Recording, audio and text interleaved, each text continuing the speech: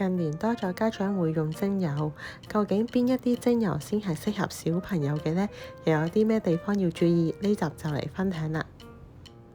精油主要都係透過皮膚或者嗅覺去進入我哋嘅體內，好多時都係透過按摩、浸浴或者係聞一啲香薰。精油就係由植物提煉出嚟嘅精華，佢係由植物唔同部分提煉，所以香味都會唔同。而我哋揀選精油嘅時候呢，最緊要就係留意佢係咪寫住100%呢一個字眼。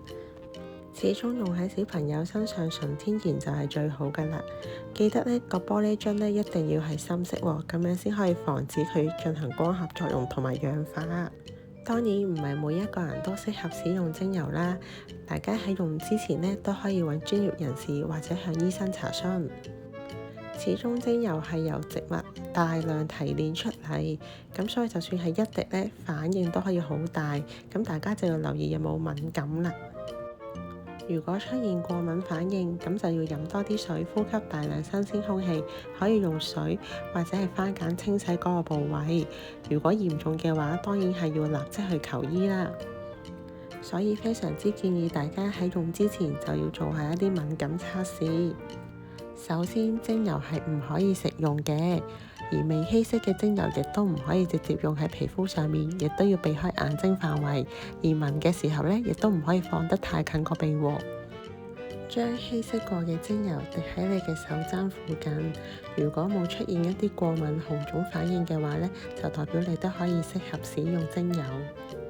至於點樣稀釋精油，就係需要用呢個植物基底油。咁好多時我哋就會睇返自己皮膚係屬於邊一個類型，從而選取一啲適合嘅植物基底油。至於比例方面，咁就會係10毫升嘅基底油，再加2滴嘅精油，可以係2款唔同嘅精油各1滴，咁就會形成我哋嘅按摩油，亦都係複方油。準備嘅材料其實都非常之簡單，一個深色嘅玻璃樽係攞嚟裝按摩油啦，咁啊準備基底油同埋咧可能2款今次你想用嘅精油。呢啲材料喺一啲精油鋪頭都有得賣嘅。如果想精準啲咧，就可以準備埋個量杯。咁首先我哋就要將呢個基底油係啦10ml咧，就放入去呢個量杯入面先。頭先都有提到唔同嘅植物基底油有唔同嘅功效，通常小朋友咧都會用呢個葡萄籽油，因為比較清爽啲啦，冇咁黐立立嘅。咁而小朋友本身有濕疹嘅，咁就建議用呢個甜杏仁油，係啦，又或者係小朋友成日都撞親，有好多瘀傷，咁就可以用呢個向日葵花籽油。好多賣精油嘅鋪頭都會賣埋呢個植物基底油，咁家長想了解多啲，亦都可以向職員查詢。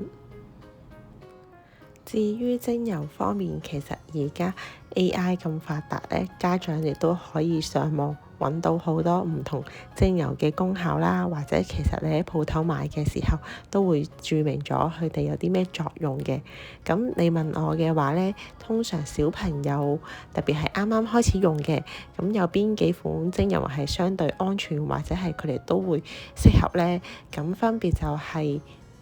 羅馬洋甘菊同埋純正薰衣草，咁呢2個都係相對較溫和嘅精油啦。對於小朋友嚟講呢，唔會話覺得太過刺激或者刺鼻嘅。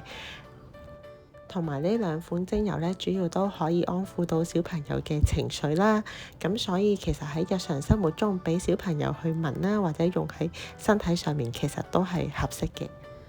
當然有啲家長都有提到小朋友可能有過度活躍或者專注力不足喎，咁其實亦都可以試下用岩蘭草精油嘅。咁當然個味道呢，就未必係小朋友好中意啦，咁所以都建議呢，如果係俾小朋友聞嘅話呢，就可以融合埋一啲果香味嘅精油，例如係甜橙或者佛手柑，咁小朋友聞落去嘅時候呢，亦都會覺得舒服啲或者開心啲嘅。咁但係記住，如果用一啲果香類型嘅精油呢，咁其實佢哋有機會係有呢一個嘅